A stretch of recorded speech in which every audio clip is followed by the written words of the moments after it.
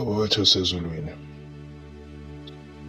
nokuyise umfeli wethu kuJesu Kristu, sisondela kuwe Moya Ongcwele, ngokuyithoba okukhulu sithi bayede. Sithi bayede kuwe ngonyama yezulu. Amazulu ayisihlalo sakho, iselabelo sey'nyawo zakho umhlaba. Ugcwele umhlaba namazulu. Inkazimulo yakho igcwele umhlaba wonke. Uyingcwele uNkulunkulu wethu. Okubi akutholakali kuwe. Yingakho Jehova sisondela kuwe ngokuyithoba okukhulu. Sizibona ukona kwethu.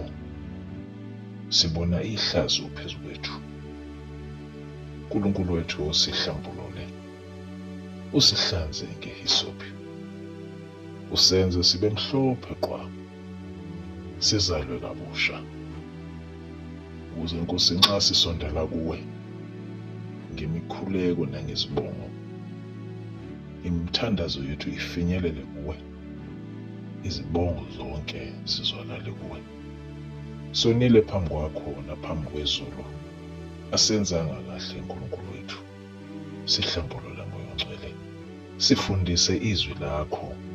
Sifundise ukukhonza ngezikhathi zonke. Sifundise ukubonga. Sifundise ukuzithoba. Ngokuba nxa shane sizithobile njalo Nkosi yethu, wena ulungile ukuba usiphakamise ngesikhathi esifanele. Sisize Nkosi, usiphe umoya wokwazi ukuthi nxa sihamba nabakuqolodelayo uNkulunkulu wethu, sizihoshela amanzi ngomsele. Sisize uNkulunkulu namandla ukuthobeka njalo phambi kwezwi lakho. Singakudumisi ngokuqoloda, singakudumisi ngokuzigqaja nangokuphakama, kodwa siqonda njalo ukuba senziwe ngomfanekiso wakho, kodwa sibancanyana kunawe. Siyabonga Moya Ongcwele ngezwi lakho elinamandla. Khuluma ngezwi lakho namuhla kuthina. Izwi lakho lingukuphila. Izwi lakho lingukukhanya. Izwi lakho lingamadoda asihola endleleni. Siyabonga Moya Ongcwele. In Jesus' name. Amen. Bazalwane, ngiyanibingelela egameni lomfili wethu ngoJesu Kristu waseNazaretha. Ngilapha kumahubo ekhulu neshumi nesishiyagalombili, Psalm 118. Bazalwane, excuse me, ukulufunda kwami lelizwi bengizifundela ngithi isihloko sami sizothi bongani uJehova. Kodwa ngesikhathi ngiya ngilifunda lelizwi, ngibese ngidonseleka ekhulumeni ngesokunene sikaNkulunkulu. Ngizokhuluma namhlanje ngesokunene sikaNkulunkulu, kodwa ngizoyiqala ngihambe nayo kusukela laphana kuverse 1 ngize ngifike kuverse 17. Ngiye nje nayo. Nizoyizwa la ekhuluma khona ngesokunene sikaNkulunkulu uma isiyophela lapha kuverse 17, noma ingagcini kuverse 17, kodwa ngithe ake ngigcine kuverse 17 namuhla ngenxa yokuthi ngibona ukuthi indaba yokwesokunene sikaNkulunkulu izosithatha isikhathi. Uthi uDavide noma amahubo laphayana athi, bongani uJehova ngokuba muhle, ngokuba umusa wakhe umiphakade. Ngibona laphana sichazelwa ngobuNkulunkulu ukuthi uma sikhuluma ngoJehova, nizokhumbula bazalwane ukuthi uJehova yigama likaNkulunkulu. Noma ke sithi thina uJehova, kodwa siyazi ukuthi leli gama likaNkulunkulu kahle kahle litolikelwa egameni likaNkulunkulu elinguYahweh. uJehova uYahweh. Athi uMose ethunywa ukuthi akabuyele eGibhithe ayokhipha abantwana bakwa-Israyeli ebuqeleni eGibhithe, ezama ukupha uNkulunkulu izizathu zokuthi kungani kufanele angabuyeli emuva. Nizokhumbula bazalwane ukuthi lo muntu wayeyisigebengu kahle kahle, wayedingwa laphaya ngenxa yokuthi wayekade ebulale umGibhithe. So ukubuyela emuva ayelaziwa azikhona ukuthi he was a wanted, kwakuyinto enkulu kabi. Cabanga ukuthi wonile bese kufanele ubuyele emuva, la wone khona sekuthiwa-ke hamba ubuyele khona. Kwakuyinto enzima kabi. Wazama ukubeka izathu, kodwa isizathu asibeka esokuthi yena wayengakwazi ukukhuluma kahle, wayengakwazi ukukhuluma kahle, kodwa futhi waphinde wathi hayi mina okay ngiyakuzwa uNkulunkulu ukuthi mangifika lapho ngothuba. Wayesethi uJehova uthi nginguye onguye, I am uYahweh. So la ihubo liyasikhombisa ukuthi okokuqala into ekufanele isenze ukuthi simbonge uJehova ingoba muhle, okokuqala lokho. Okwesibili ingokuba umusa wakhe umi phakade. Bazalwane ngizomxolela lesi sifundo sizothi ukweluleka kancane kunezinye izifundo. Uma ihubo lapha lalethi ngokuba umusa wakhe umi phakade, ngithe ngisalifunda ngase ngifikelwa ukuthi niyazi bazalwane bakhona abantu abanomusa la emhlabeni. uNkulunkulu nje ubaphile, banomusa, banothando, bamnene, bayikho konke ongakucabanga. Kodwa kunento engiyifundile kulelizwi uma ngilifunda, ithi bongani uJehova ngokuba muhle, ngokuba umusa wakhe umi phakade. Alisho ukuthi ngokuba unomusa, lithi ngokuba umusa wakhe umi phakade. Ngiye ngakhumbula leya ngoma ethi uthando lungaka lungaka lungaka, uthando lungaka lungaka lungaka, uthando lungaka lungaka lungaka, isicino luyaphela, olabantu luncane luncane luncane, olwabantu luncane luncane luncane, olwabantu luncane luncane luncane, isicino liyaphela. Into enomuntu phakathi inesiqalo inesiphetho. Yingakho iBhayibheli uma ulifunda laphayana kwisambulo lithi uJehova noma uYahweh, noma lithi onguye, uyisiqalo nesiphetho. Ngoba into enomuntu phakathi inesiqalo nesiphetho. Nomusa wabantu unesiqalo nesiphetho, kodwa umusa kaJehova umi phakade. Yingakho lithi bongani uJehova ngokuba muhle, ngokuba umusa wakhe umi phakade. Ebese yaqhubeka laphayana umbhalo wamahubo athi makathi uIsrayeli yebo umusa wakhe umi phakade. Aqhubeka athi mayithi indlu kaAroni yebo umusa wakhe umi phakade. Aphinda athi mabathi abamesabayo yebo umusa wakhe umi phakade. Engcingweni yami ngakhuleka kuJehova, uJehova wangiphendula endaweni ebanzi. Esikufundayo lapho ukuthi uJehova uyalalela, akalaleli kuphela kodwa uyaphendula. UJehova ozwayo onezindlebe, olalelayo ebese yaphendula.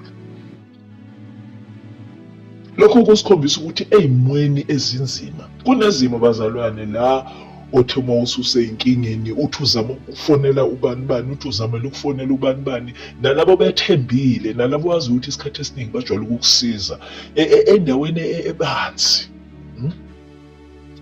Uthola ukuthi akekho umuntu who comes to your rescue. Kodwa uthini umbhalo wamahubo laphana? Uthi engcingweni yami ngakhuleka kuJehova, uJehova wangiphendula endaweni ebanzi. uJehova ungakimi, angiyukwesaba. Athi umbhalo wamahubo uJehova ungumalisi wami, angiyukweswela. Athi noma ngihambe esigodini sethunzi lokufa, angisabi okubi ngokuba unami. Uma uJehova engakithi bazalwane, akukho kufanele sikwesabe. Aqhubeke umbhalo amababa athi umuntu angangenzani na? Uma ufunda laphana ku1 John mangaphosisi it's chapter 4 verse 4 uthi greater is he, mkhulu ongakithi kunalo sezweni. Umuntu angangenzani na? uJehova ungakimi angikukwesaba. Umuntu angangenzani na? uJehova ungakimi ekanye nabangisizayo. uJehova ungakimi ekanye nabangisizayo. Ngalokho ngiyakubabukela phansi abangizondayo. Kuhle ukuphephela kuJehova kunokwethemba izikhulu. uJehova ungakimi. Greater is he that is within me than the one that is in the world. uJehova ungakimi. He even sends destiny helpers. Ngalokho, I don't care who hates me. Actually, uthi ngiyakubabukela phansi abangizondayo. uthi laphayana kumahubo 91, he will send angels to lift you up so you don't strike your foot against the stone. Buka phela, when you don't strike your foot against the stone, where are you? You are up there. Abakuzondayo ubabukela phi? Down there. Aphinde futhi laphayana athi kuPsalm 23, he will lay a table before me in the presence of my enemies. When he lays a table, where will he lay it, bazalwane? Niyayibona lento, he will lay a table. God is in heaven. He will lay a table before me in the presence of my enemies. I will be up there. uNkulunkulu uyongendlalela itafula phambi kweyitha zami, ngiyozibukela phansi. Uthi kuhle ukuphephela kuJehova kunokwethemba izikhulu. Uma ufunda kuPsalm 91 ukhuluma ngoNkulunkulu eyisiphephelo sethu. Ukukhonza uJehova eyedwa is way we cannot even compare ukwethemba uNkulunkulu to anything. Uthi lapha umbhalo amababa kuhle ukwethemba uJehova kunokwethemba izikhulu. Bonke abezizwe bayangizungeza egameni likaJehova ngiyakubachitha. Bonke abezizwe bayangizungeza egameni likaJehova ngiyakubachitha. Bayangikaka, yebo bayangizungeza egameni likaJehova ngiyakubachitha. Bayangibunganyela njengezinyosi, bacimeka ngomlilo wameva egameni likaJehova ngiyakubachitha. We are more than conquerors through Christ. When I call Jehovah, I am. Uma ngibiza uYahweh, akukho kuyangahlula. Egameni likaJehova ngiyakubachitha. In the name of Jesus ngiyakubachitha. Asikho isimo esibekelwe thina asikho isikhali esibekelwe thina esiyophumelela. Usho njalo uIsaiah 54 verse 17. Ziyobekwa ikhali, yebo bayongikaka, bayongizungeza, bayongibunganyela njengeenyosi. Bazalwane, niyazazi inyosi maseziza kahle, a swarm of bees maseziza kahle ziningi. Cabanga ukuthi zingakanani lezo zitha lezo. Kodwa uthi egameni likaJehova ngiyakubachitha. Bayangihlohloloza ukuba ngiwe. Ngicela nje ukuthi ngithi ukufaka amanye amazwi engakhumbulayo njengoDaniel. Niyayikhumbula indaba kaDaniel bazalwane? Kodwa yaqhubeka umbhali laphana uthi kepha uJehova ungamandla ami. uJehova ungamandla ami nesihlabelelo sami. Waba yinsindiso yami.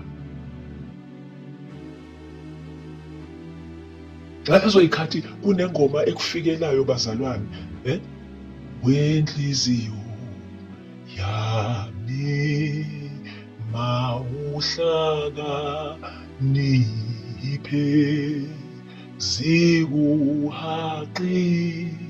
zitha zakho zivukela wena zivukela wena. Ngalezo yikhathi ifike leyo ngoma uyihlabelele, ngokuba uma bekuhlokoloza befuna uwe uJehova ungamandla akho, uyisihlabelelo sakho. He is your salvation, uyinsindiso yakho. Izwi lokwethaba nelokusindiswa lisezindlini zabalungileyo. Bazalwane, uma sinoNkulunkulu, hayi man, uthi umbhali, the joy of the Lord is my strength. Sinamandla, sisindisiwe. Nansi indaba bazalwane, uthi esokunene sikaJehova senza okwamandla, esokunene sikaJehova siphakeme, esokunene sikaJehova sisebenza ngamandla. Uyamemezela laphayana kuverse 17 uthi, angiyukufa kepha ngiyakuphila, ngishumayele imisebenzi kaJehova. Glory to Jesus. Esokunene sikaJehova. Ngithe uma ngifika labazalwane ngase ngifikelwa imibuzo ukuthi kungani umbhali wamahubo akhulume ngesokunene sikaJehova kangaka? Esokunene sikaJehova senza okwamandla, esokunene sikaJehova siphakeme, esokunene sikaJehova sisebenza ngamandla. Ebesethi angiyukufa kepha ngiyakuphila, ngishumayele imisebenzi kaJehova. Ungani esokunene sikaJehova? Ngibe sengiya ngifuna ngithi kungani esokunene sikaJehova? Nizokhumbula bazalwane ukuthi ohlezi kwesokunene sikaJehova ubani? uJesu Kristu. Esokunene sikaJehova, uNkulunkulu wami, namhlanje ngizothi esokunene sikaJehova siphakeme. Namhlanje ngizothi esokunene sikaJehova sisebenza ngamandla.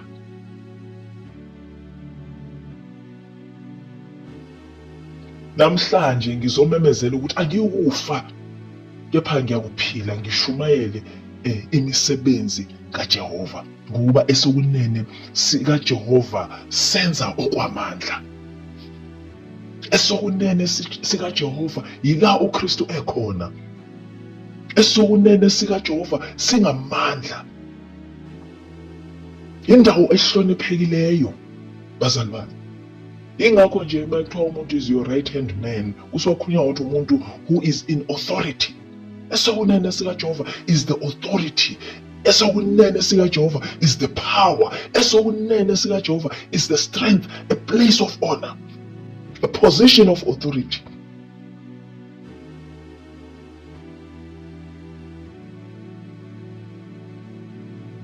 Namhlanje lesibiza esokunene sikaJehova. Ngizonipha amavesi bazalwane, ngicela nikeni nibheke le ndaba yesokunene sikaJehova, the right hand side of God.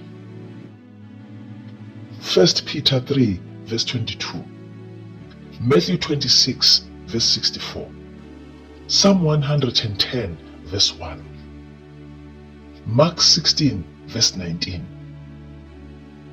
Acts 2 verse 33, 1 Kings 2 verse 19, Matthew 28 verse 18. Lesi isambulo bazalwane sanamuhla. Lesi isambulo nalesikhathi uStefane efa bemkhanda ngamatshe, wembuleleka wabona izulu, wambona uJesu Kristu ehlezi kwesokunene sikaNkulunkulu. Namhlanje ake siqonde bazalwane amandla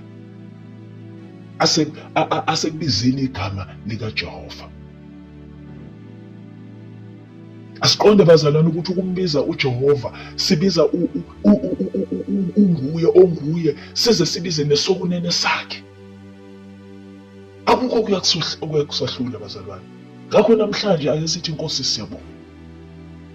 Siyabonga egameni likaJesu Kristu waseNazaretha ukusambulela amandla ezulu.